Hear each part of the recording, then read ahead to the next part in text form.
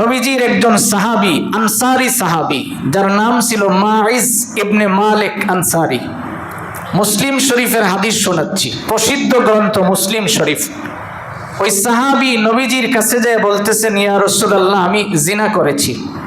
কি করছি? আমি জিনা করেছি। তো নবীজি মনে করছেন যে এই লোক এইভাবে আয়েশা সবার সামনে স্বীকার করতেছে, এটা তো হয় না।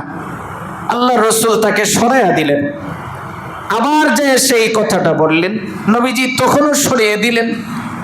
তৃতীয়বার বলার পরে রাসূল 3 সদস্য বিশিষ্ট একটা কমিটি গঠন করলেন যে তোমরা খবর নিয়ে দেখো ওনার কি মানসিক কোনো সমস্যা না বাস্তবেই এরকম।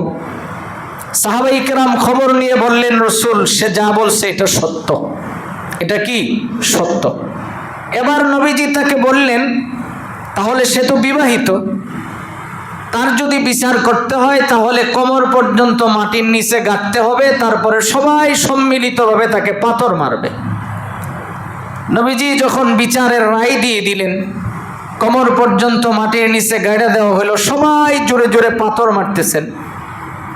এক পর্যায়ে একজন সাহাবীর গায়ে, তার শরীরের একটু রক্ত, পাথর যখন মাথায় মারছে ওখান থেকে রক্ত আইসা তার শরীরে পড়ছে।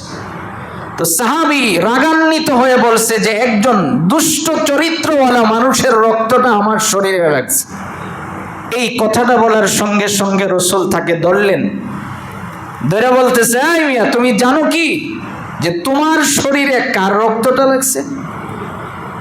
যে সাহাবী নিজেকে পবিত্র করার জন্য নিজে সুস্থ অবস্থায়, তিনি পাগল না কিন্তু সুস্থ অবস্থায় নিজের শরীরের রক্ত জড়ায়া দিয়ে জীবন বিসর্জন দিতে যিনি রাজি হয় পরকালের আশায়। কিসের আশায়? পরকালের আশায়। তুমি তাকে বলতেছো যে তার রক্তটা তোমার কাছে অপবিত্র মনে হয়েছে?